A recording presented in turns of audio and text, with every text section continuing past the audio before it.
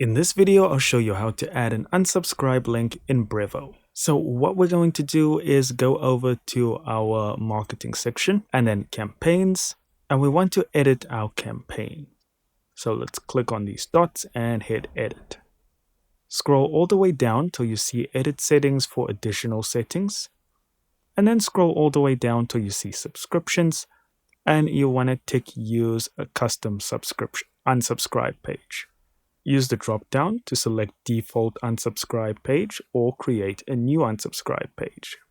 Now, if you click on the top right here, you can create your new unsubscribe page, but I'll just edit the default one. So here you can see we can edit the text and images, dividers, and so forth. And when you're done, what you want to do is click on next. Next up, you'll see the unsubscribe survey where they'll ask just these few questions here.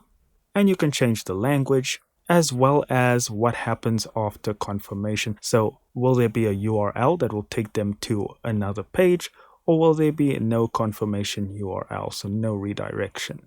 And we can click next depending on our option.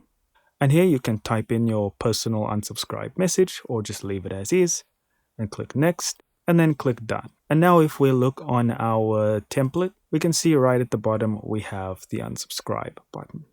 Guys, thank you so much for watching. Don't forget to hit like, hit subscribe, and I'll see you in the next video.